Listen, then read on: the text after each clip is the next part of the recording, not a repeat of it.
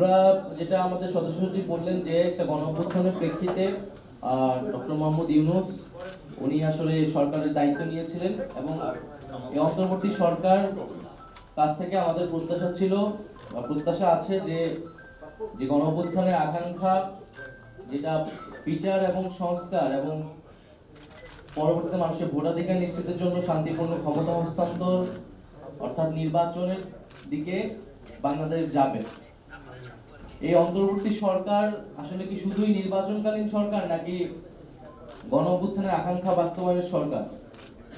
এইটা একটা মৌলিক বিষয়। আমরা মনে করি যে এই অন্তর্বর্তী সরকার একটা গণঅভ্যুত্থানের প্রেক্ষিতে তৈরি হয়েছে এবং ফলে তার গণঅভ্যুত্থানের যে আকাঙ্ক্ষা সেই আকাঙ্ক্ষা বাস্তবায়নের একটা দায়বদ্ধতা রয়েছে।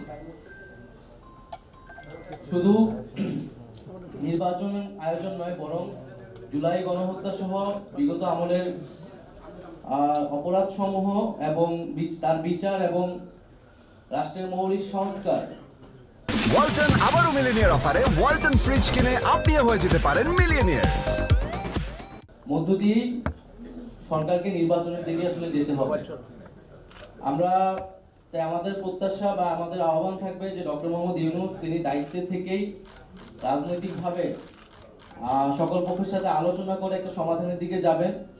আমরা মনে করি যে জুলাই ঘোষণাপত্রের যেই নির্ধারিত সময় দেওয়া হয়েছিল, সময় কিন্তু আগাচ্ছে, ফলে নির্ধারিত সময়ের মধ্যেই জুলাই ঘোষণাপত্র প্রদানের ব্যবস্থা করা উচিত এবং বিচার, সংস্কার এবং নির্বাচন এই তিনটিরই রোডম্যাপ একসাথে প্রকাশ করা উচিত।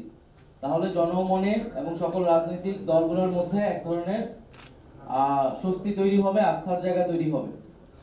ফলে আমাদের অন্তর্বর্তী সরকারের প্রতি আহ্বান জুলাই ঘোষণাপত্র এবং বিচার, সংস্কার এবং নির্বাচনের রোডম্যাপ একত্রে ঘোষণা করা এবং সব পক্ষের সাথে আলোচনা করে একটা সুষ্ঠু সমাধানের দিকে যাওয়া।